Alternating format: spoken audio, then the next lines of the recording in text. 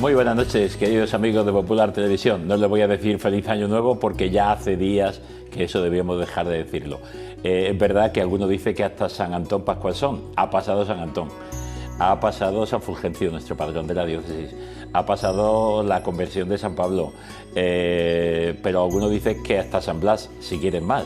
O sea que quizá haya todavía alguno con restos de Navidad por ahí.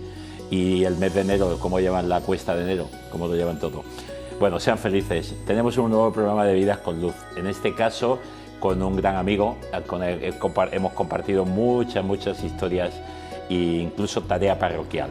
Él es Pedro José Hernández, molinense, de cuna y de cepa y de acción.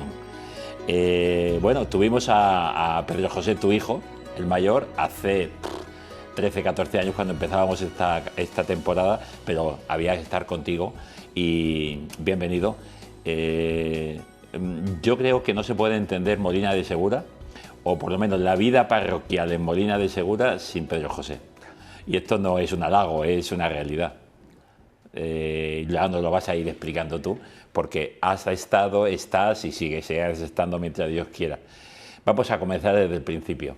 En tu caso es un caso de esos especiales en el que, según donde uno estudia y según donde uno se mueve, pues Dios entra de un modo particular, ¿no? Así fue tu vida, la entrada de Dios en tu vida. Sí.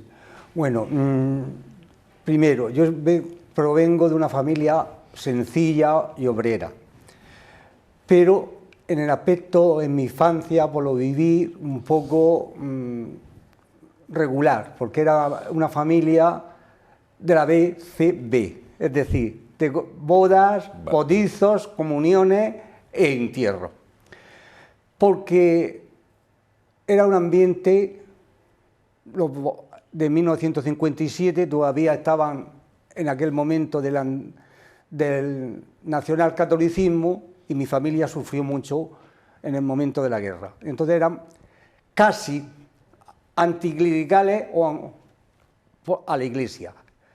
Ellos de hablar de cura y monja era fatal. Complicado. Pero sí había una cosa buena en mi familia desde el principio, que yo lo he vivido, era que el rosario se rezaba todos los días. O sea, la Virgen María estaba presente. Sí, la presente. Y el corazón de Jesús, ¿cómo no? Pero eso, no eran practicantes diarios, hasta que llegó un momento en que sí volvieron a su camino y en su momento. Pero claro, a ti te vino que estudiaste con las vicencianas, que tenían el colegio ahí al lado, luego el colegio parroquial del Corazón de Jesús, y eso pues te vinculó porque estabas al lado de casa, al lado de la parroquia. Yo estoy a unos 100 metros de la parroquia y desde crío, yo me acuerdo porque yo estoy bautizado en la Asunción, en la parroquia de la Asunción. Y desde crío pues jugaba en la plaza, cuando salía del colegio, tanto cuando salía del colegio de los parroquiales, porque cuando estuve con las hijas de la caridad fue un año y medio, aquello, hasta que ellas se fueron en 1992 de Molina, yo tenía una amistad muy grande, porque era tan cerca. Y claro, allí jugando en la plaza de la iglesia, don Antonio Hernández, primer párroco, pues fue acogiendo a los críos que estaban en la puerta. Todos que jugabais en la calle. Sí, y entonces pues a poco fuimos entrando pues, a ser monaguillo, a estar por la iglesia. Por eso digo que estoy toda mi vida ligado a la parroquia del Corazón de Jesús. Pero yo me siento hijo de la iglesia de Molina. De Molina estuvo en principio la parroquia, que era la Asunción, la número 1, en el sentido de todo. Después llegó el Corazón de Jesús y después has estado pues en las obras de construcción, y, o sea, en el equipo de construcción, no solamente edificado, digo, obras y ladrillos, sino en la construcción incluso catequética y parroquial, crear ambiente parroquial tanto de San Vicente como de la Sagrada Familia. Es decir, por eso te sientes hijo de la iglesia de Molina. Y ya está. Es que eso, no somos de aquí, de Pablo o de Apolo, somos de la iglesia de Jesucristo. O sea, yo casi te podía decir que a lo mejor, no lo sé si lo has calculado alguna vez, pero yo creo que has pasado muchas veces más horas en el día en la parroquia que en tu casa. Sí. Si quitamos las de dormir, por supuesto que estás en casa, pero de las que estamos vivos, digamos, activos. Sí, diariamente. Primero yo diariamente participo de la Eucaristía y entonces, claro, tengo que ir a la parroquia. pero siempre me he sentido con alegría y realmente llegó un momento en que, después de casarme, que decía, en Semana Santa me viene el divorcio de Roma. Y mucha gente se quedaba así mirando, ¿cómo es que te viene el divorcio de Roma? Pues sí, porque la Semana Santa era casi todo el día en la parroquia. Pasar el completo. Sí. La gracia que has tenido, que tenemos esta foto de, Sí. de vuestra boda, que Teresa pues ha sido una mujer también de parroquia, que te ha acompañado en todo y que te ha empujado muchas veces a poder estar y te ha permitido poder desarrollar toda esa tarea. Porque si uno tiene un problema en casa de celos, incluso con la parroquia, pues se complica la historia. Gracias a Dios sí. Ella me ha acompañado desde que... Porque los conocimos trabajando en la parroquia los dos, sí, jóvenes. Y entonces, y a mí, en que nosotros llegáramos a encontrarnos, a empezar a convivir y todo eso, tuvo la culpa una monja, una hija de la caridad, en clases de formación profesional. Dice, vosotros sois una pareja buenísima, porque te digo la verdad, con Teresa yo tenía mis cosas y no, pero después mira. Sois muy diferentes. Sí, somos diferentes. Eso de que dicen que uno encuentra su media naranja, yo en vuestro caso y en tantos otros casos, uno puede ser un limón agrio, el otro un melocotón dulce, pero eso de media naranja, lo que pasa es que Dios hace posible el amor entre distintos, y esa es la realidad. Y eso es una realidad, y cuando dijimos de ser novios y después contraer matrimonio, pues nos hemos aceptado tal y como somos. ¿Qué es eso? Caminar juntos y complementaros, Sí. porque os complementáis perfectamente. Tú tienes una situación también vital que hay un momento en tu vida, después del servicio militar, que es cuando comprendes cómo el Concilio Vaticano II había dado esa fuerza tremenda al mundo laical y dices, se puede ser un gran evangelizador y hacer mucho por la Iglesia siendo laico.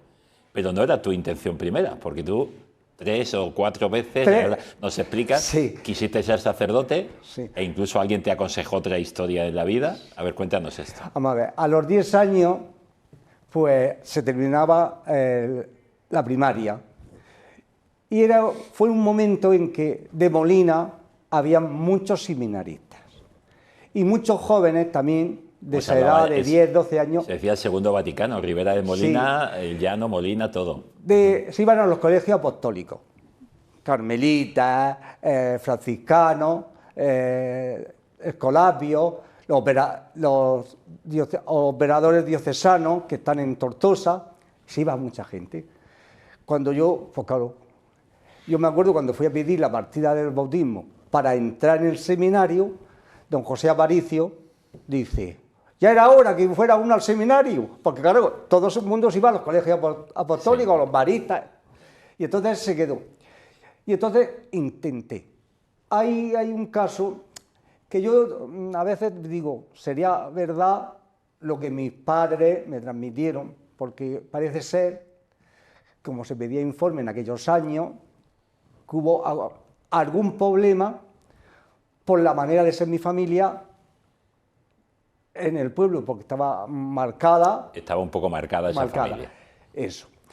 Pues bueno, luego pues cuando... Los planes de Dios no eran eso. Cuando termino el bachiller superior, pues lo propongo al párroco que había, y él me aconseja, dice, mira, tranquilo, vamos a tener un proceso, va a haber catequesis de jóvenes, ayúdanos en la parroquia. Y yo empecé ahí a trabajar los 16 años.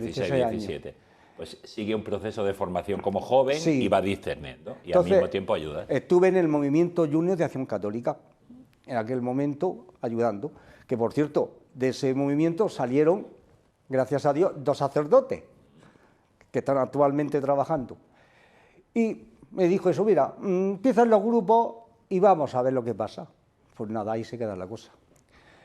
Y estando en el servicio militar, y ya siendo novio de Teresa, en unos ejercicios espirituales que nos dieron en el ejército, que daban a los,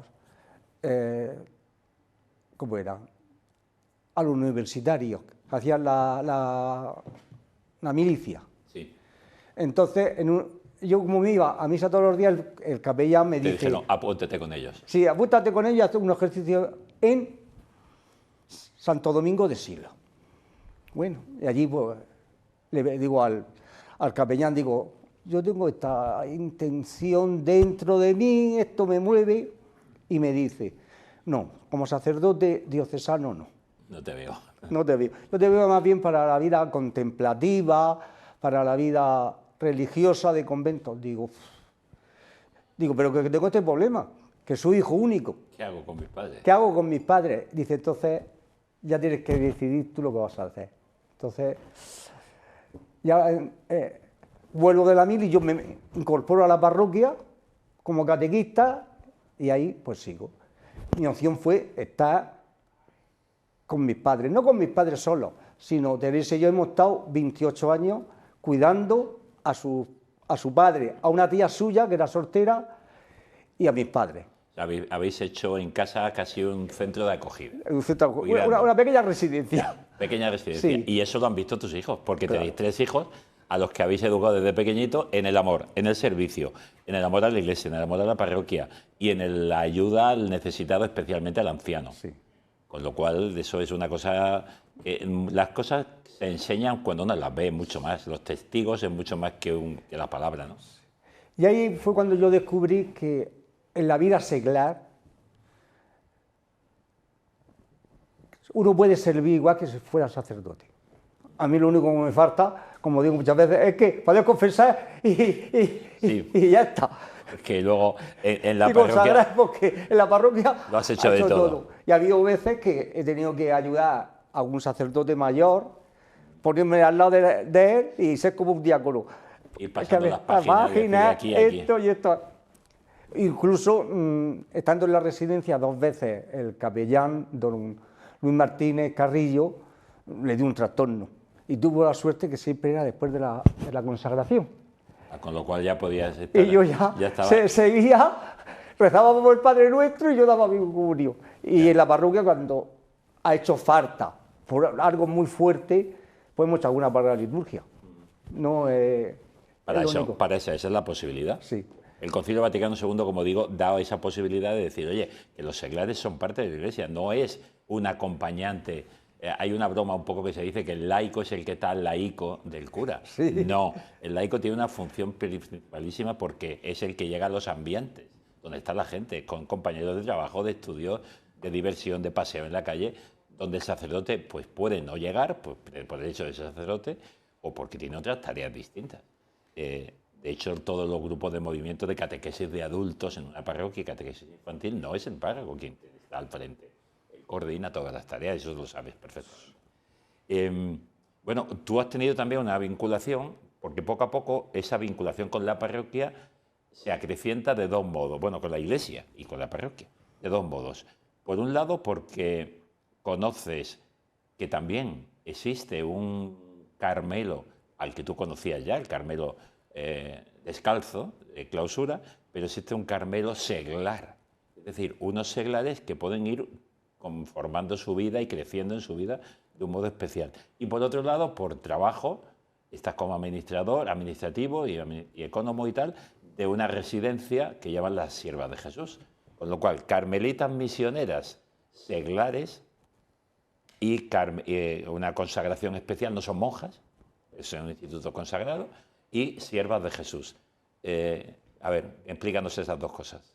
¿Cómo eso te va acrecentando el amor a la Iglesia y el servicio? Bueno, llega un momento de mi vida que yo ya estaba en búsqueda de algo.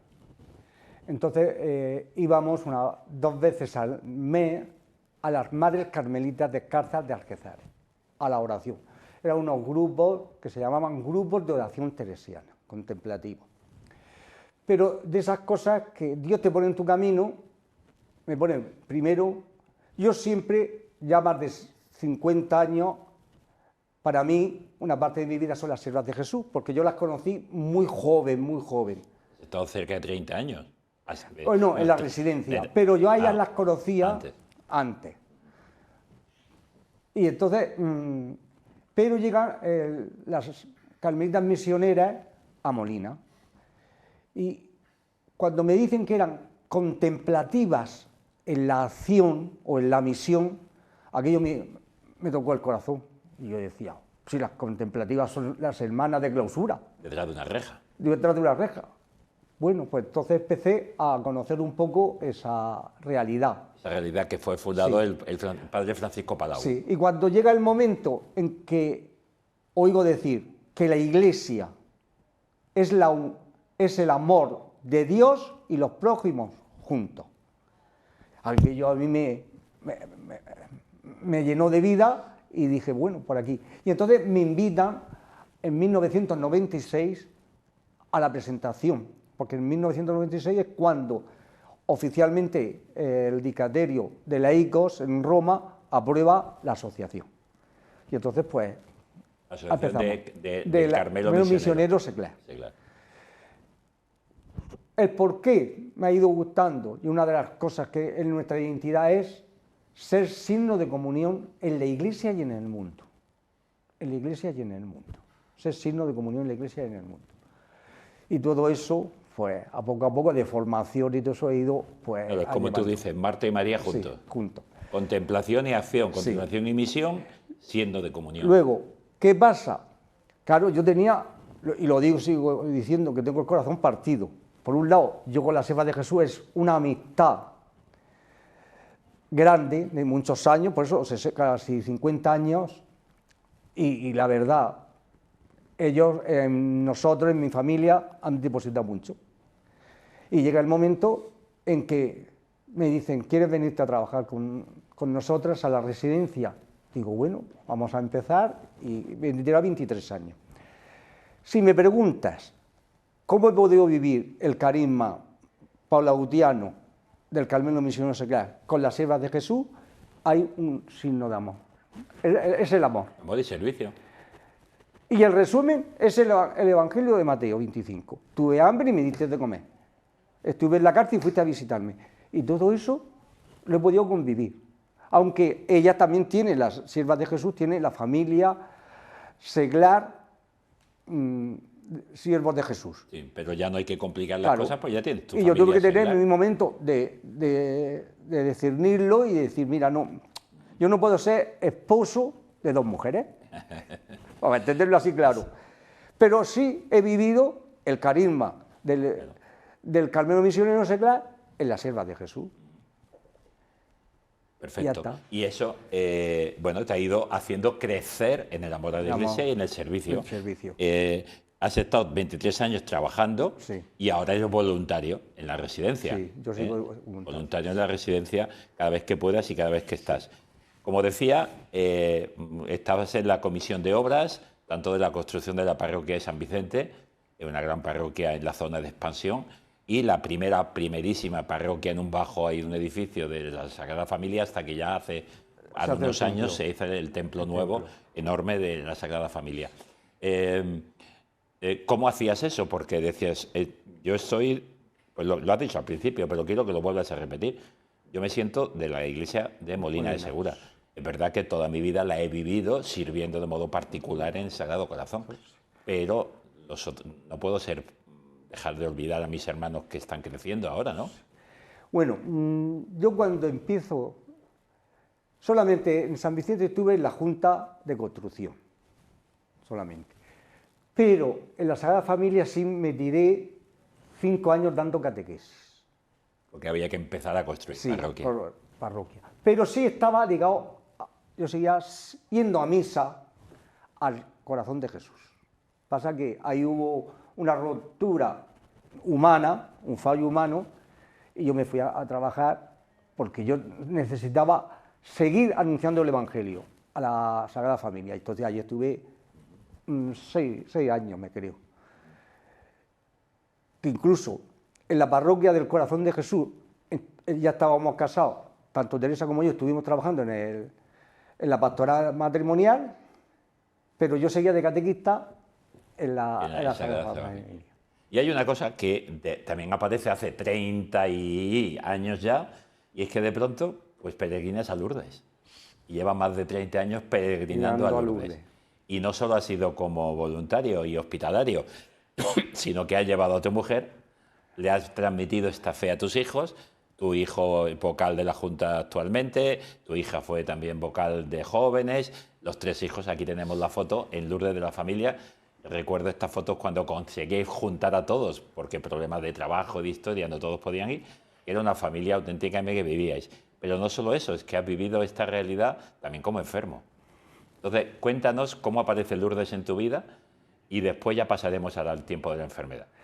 Mira, Lourdes aparece, pues yo oía decir que la gente que iba en aquellos trenes de la esperanza, pues venían muy contentos. Y yo decía, ¿por qué será eso? Y un verano, porque yo no podía ir a la peregrinación, yo estuve hasta el año 2000 sin peregrinar, pero sí estuve desde el 1987 yendo al estar. A una semana de servicio, sí, sí. En agosto. En agosto. Y allí descubrí la gran alegría de la fe. Es decir, que el que va a Lourdes no va buscando el milagro. Eso es lo que la gente piensa. Piensa. No es verdad. Luego, yo decía, cuando yo llegué, pues me pasó como le pasa a muchos. Si esto es Lourdes, a ver tantas tiendas, tantos hoteles, tanto, pues no sé qué encuentran aquí. Pero el estar en la gruta y ver pasar a los enfermos, y le veías una alegría en la cara, todo eso a mí me llamó. Entonces, esto sí es Lourdes. Encontrar el espíritu de Lourdes. Lourdes. La alegría, sí. La oración y la ayuda. La ayuda.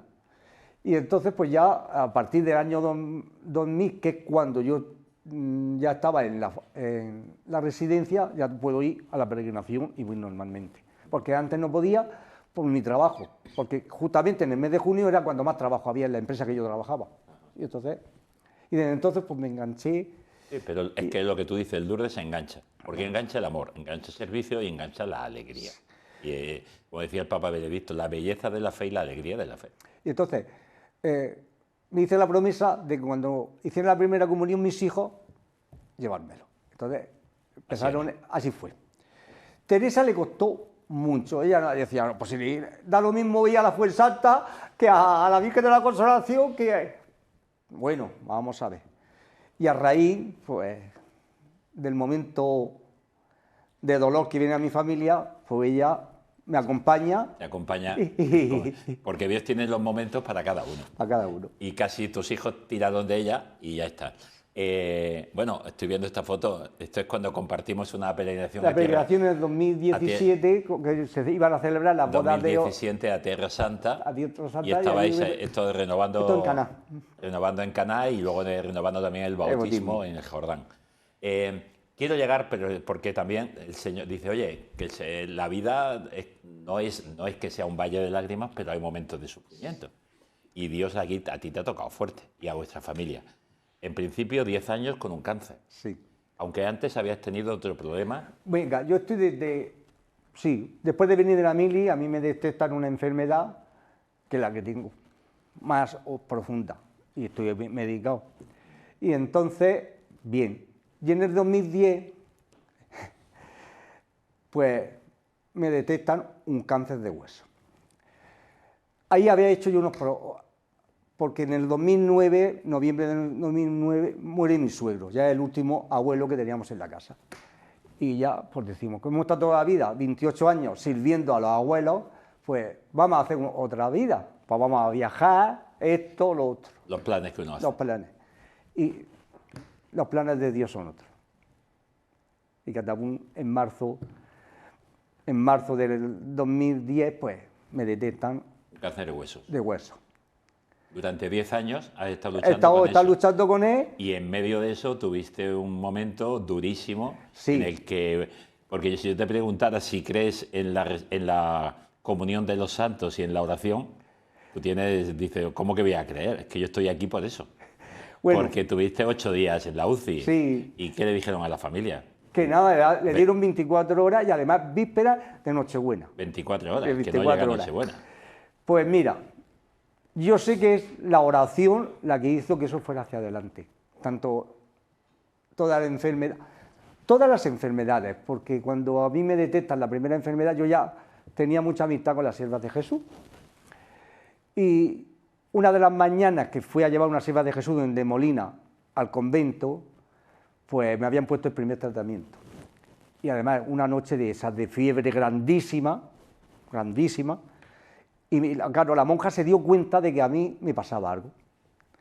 Digo, no pasa nada, Sor Concepción, digo, porque he estado toda la noche con fiebre. Bueno, me dijo de todo, pero dice, ahora cuando llegue voy a empezar a rezarle a la Santa Madre. Digo, pues rezarle a la Santa Madre, ¿qué vamos a hacer? Y así. Y yo siempre he notado, y lo digo, y tengo un escrito en la revista de Molina, que lo dije y le daba gracias por la oración de la gente. Yo cuando, por ejemplo, voy a Lourdes no pido por mí, yo pido por otros. Pues yo noté que por mí han pedido otros. En Lourdes más de una vez has dado testimonio de enfermo y tu testimonio de oración y de potencia de los demás, de que te has sentido ayudado. Pero no contento con eso, superas el cáncer, parece que todo es genial, y hace 3 años, ahora un problema de corazón, y llevas un marcapasos. Llevo un marcapasos. O a veces decimos que un cuenta kilómetros, porque no paras. No paras. Un marcapasos, ahora el problema de corazón. Y cuando llega esa tercera cosa y esa historia, ¿no dices alguna vez, lo has dicho, Señor, ya está bien? ¿O qué? No. ¿O dices lo de Santa Teresa, que a tus amigos los tratas así? No, tengo la confianza de que, como tengo la confianza en Dios, pues digo, mira, Señor, cuando tú quieras y como quieras. Y ya está. Esa es mi oración de todas las noches, cuando tú quieras y como quieras. Porque tengo esa confianza de ese paso que es a la otra vida, a la vida eterna, si creo en eso. Para eso está la Eucaristía. Como pan de vida eterna, el que me dice es el pasaporte para un día gozar en el cielo. El que come mi carne y bebe mi sangre tiene ya vida eterna. Y es lo que a veces a mí me rompe la cabeza de que tantos cristianos que no van a misa, bueno, no celebran la Eucaristía. Si ya la garantía que te ha dado Cristo está en la Eucaristía, ¿por qué? Porque la consideran algo más. Algo más. Como un momento de... Yo es que esa costumbre no la tengo. Y no es la esencia de nuestra fe cristiana. Yo me acuerdo que mi madre, cuando se quejaba, ya en sus últimos años, yo muchas veces le decía, mamá, no es más feliz el que se muere viejo, sino el que se muere antes. Y decía, ¿qué conformidad tiene? Gracias a Dios que cuando me detectaron el cáncer, ella no estaba. Y no sufrió eso, porque hubiera sido muy duro para ella. Pero ahí estoy. Claro, por eso, fíjate, toda tu vida ha sido una vida de servicio y como eres conocido y has trabajado, pues en Molina pues has hecho de todo. Desde, bueno, esta fotito te vemos aquí cargando sí, a la Virgen de la Consolación. A mí siempre me ha encantado el título, Consolación, Consuelo. Esas de las advocaciones de la Virgen María que como nombre más me gustan. Porque no es angustia, dolores, no, es consolación, es en positivo. Y has estado ahí, has hecho pregones de Navidad, has hecho pregón de las fiestas, has hecho pregones de 1000 cosas. ¿Por qué? Porque te han dicho que queremos algo que sea testimonial. Porque tú hablas desde la experiencia, no hablas desde una teoría. No. ¿Cómo te sientes cuando te llaman para algo de esto? Pues a veces digo, ¿qué hago yo? Si soy una persona pobre, pero bueno, si doy un mensaje de esperanza, de alegría al mundo, pues hacia adelante. Le he dicho que nos pongan preparados para terminar de nuevo esa foto que veíamos en Lourdes con tu familia, porque quiero que nos la presentes y nos digas cómo habéis hecho, Teresa y tú, pues para que vuestros hijos vayan viviendo aquello que vosotros habéis vivido. ¿Qué habéis hecho? ¿Cómo lo hacéis ahora día? ¿Y cómo estáis en casa en esta situación? Y ahora... Pues mira, siempre hemos procurado ser coherentes con la palabra y los hechos. Si uno no es coherente como cristiano con palabras y hechos, no. Porque yo puedo decir una cosa y hacer otra. Entonces nosotros hemos procurado de la mejor manera de esa realidad. Y al vivir ellos esa realidad de darnos a los demás, primero desde la casa. Ellos han visto ese ejemplo de estar con los abuelos hasta el último momento. Eso, bien. Y después ellos han aceptado y siguen aceptando de que yo me dedique a la parroquia. Con lo cual ellos también han sido y son catequistas. catequistas en el coro, en la liturgia, en todo. En todo. Claro. Luego te lo va llevando a Lourdes y Ya. ya ellos ahora te van por encima. Por encima. Exacto. Pero eso es así. Ha sido Pues presentárnoslo Bueno. a toda la familia. José, el que está al lado de mí, es el mayor. Y ahí está en la hospitalaria de Lourdes, que es medio jefe, como yo le digo. Teresa en el centro, al lado de mí. Vicente, que estudió en esta casa, en la UCAM. Y María Consuelo. José, aunque es maestro en educación especial, no la ejerció nunca. Ha estado siempre en la residencia. En la residencia. Te ha seguido los pasos. Sí. Y una vez... La residencia de ancianos que llevan las siervas de Jesús. Y te voy a decir una cosa, a mí me dio un ejemplo muy grande, porque se presentó 2 veces o 3 a las oposiciones, y una de las veces digo, vamos a ver, ¿para qué ha hecho la carrera de maestro si no la vas a ejercer? Y te digo que dice, papá, es que este trabajo no es tan digno como estás con los críos. Dice, además, estos Son como niños. son como niños. Y claro, en la residencia lo quieren muchísimo. Luego, Teresa sigue trabajando, que ya le queda 1 mes y medio o 2 meses, no sabemos lo que va a ser, con las siervas de Jesús, aquí en Murcia, en el centro de día. Está detrás, es la que lleva el transporte. Bueno, pero... Bueno, lleva todo. Todo. Sí. Porque con las siervas de Jesús, cuando tiene que decir una cosa, se las dice y va bien. Vicente estudió aquí terapeuta ocupacional, pero después hizo el lenguaje de signos y es lo que está ahí trabajando. Trabaja con discapacidad, en el mundo de la discapacidad. Claro. Y María Consuelo... Aparte de moverse en el mundo de la música, sí, etcétera, sí, etcétera. Sí, eso... Y María Consuelo también, maestra de infantil. Maestra de educación infantil. Muy bien, pues danos un mensaje para terminar. Pues, aunque has estado dando un montón de mensajes, pero uno último. Vamos, el único mensaje que puedo yo dar es que nosotros, los cristianos, tenemos que ser coherentes en la vida. No podemos decir una cosa y hacer otra. Eso ante todo. Y luego, no perder nunca la confianza. Confiar en Dios. Porque es nuestra esperanza. Y por último, que como alimento no hay que dejar la Eucaristía. Es el centro de nuestra vida y de ahí te mueves. Servicio, confianza y contemplación, vivencia de la Eucaristía. Pues muchas gracias, Pedro. A seguir trabajando, porque en la parroquia y en la iglesia se trabaja hasta que 5 minutos después, porque somos testigos hasta en el momento de nuestra muerte. Mira, el otro día, no sé, ¿cuándo se jubilan las monjas? Digo, las monjas, que yo sepa, no se jubilan a una. Dice, no, digo, no. Las monjas se jubilan oficialmente como cualquier trabajador a los 65, 70 años, pero ellas siguen su labor hasta que el Señor le dice, aquí. ¿Y por qué nosotros nos vamos a jubilar en nuestra no? tarea?